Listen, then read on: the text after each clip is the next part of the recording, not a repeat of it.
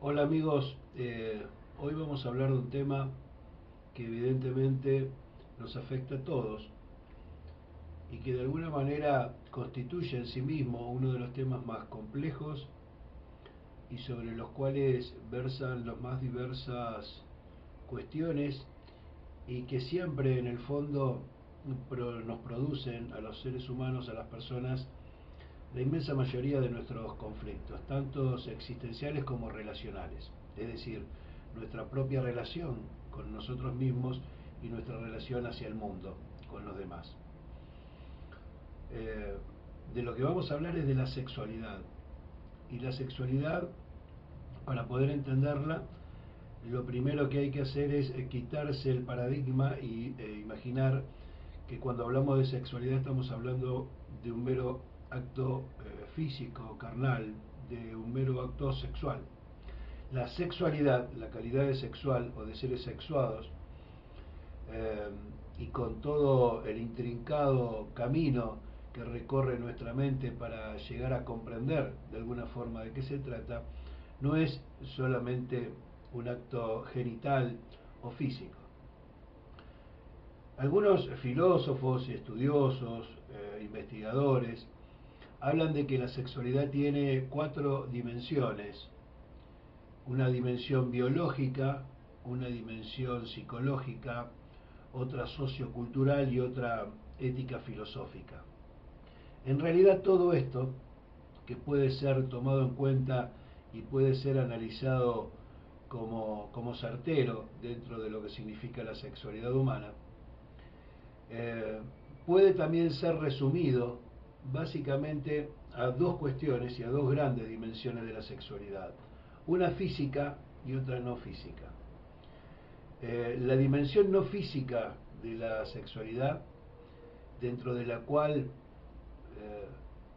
se contienen la inmensa mayoría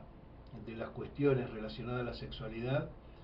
es la que de alguna forma u otra establece y marca, determina cuál va a ser el nivel de desarrollo de la otra sexualidad, de la sexualidad física. Si bien es cierto que podemos separar esto cuando hablamos de dimensión biológica por la diferencia entre el varón y la mujer, su rol reproductivo, sus atributos naturales particulares de cada uno de los géneros, la cuestión hormonal y demás,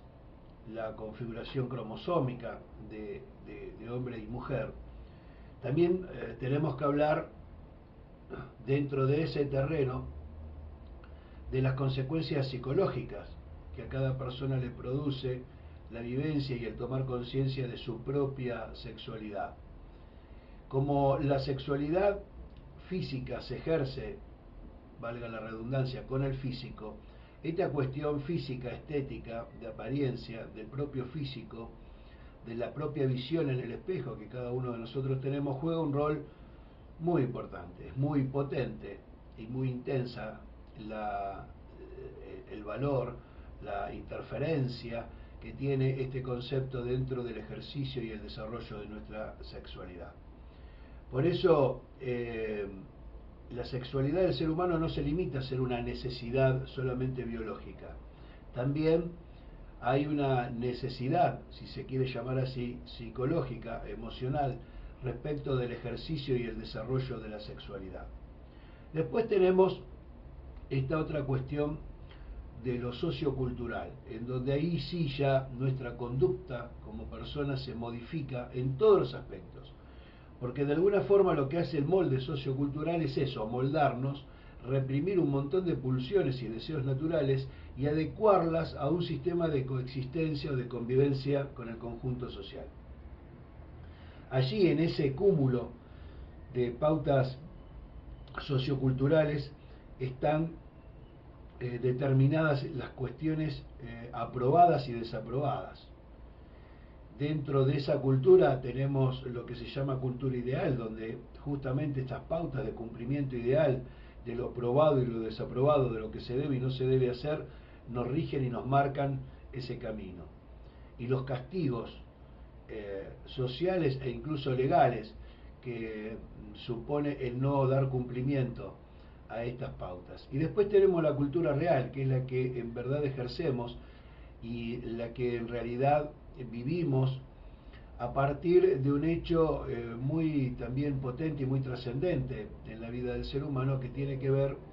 con que la organización social y las pautas y las normas de convivencia y de coexistencia, si bien siempre nacen y surgen a partir de una necesidad,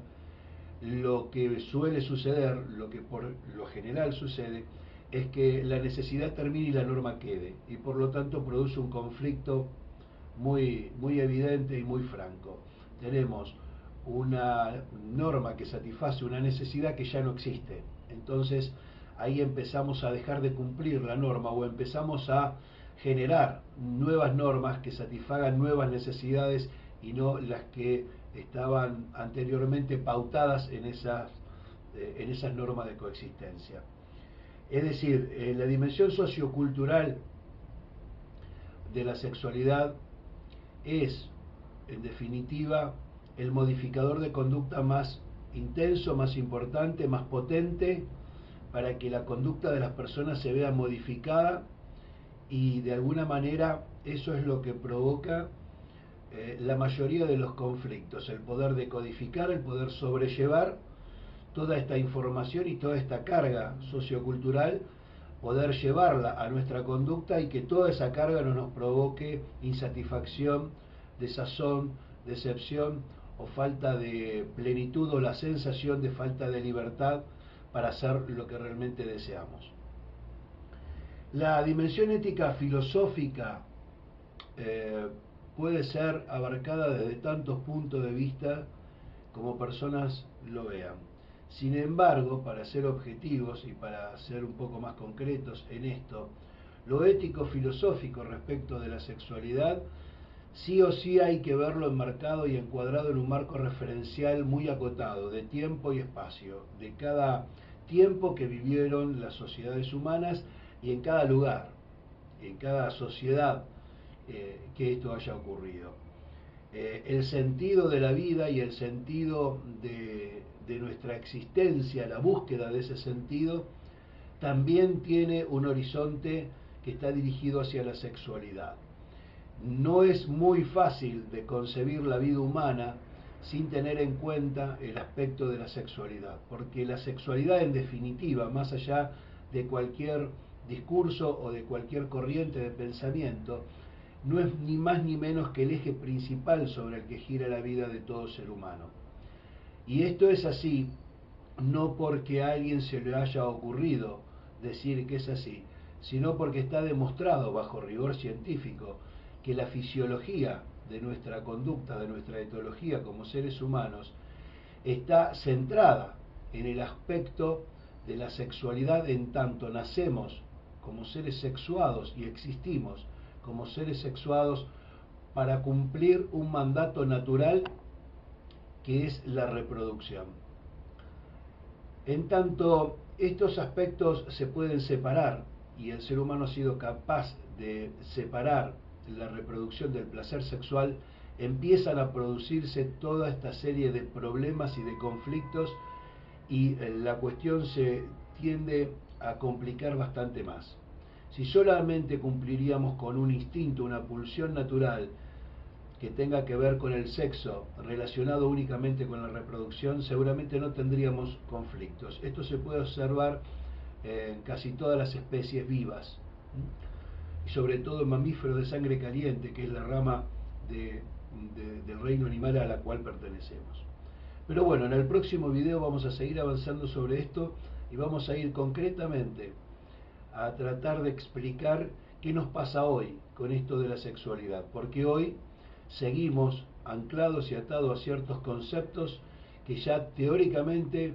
o en la práctica resultan caducos, obsoletos, y seguimos adhiriendo a pautas y a normas que surgieron de necesidades de hace muchísimos siglos y que hoy ya no existen. En el próximo video la seguimos.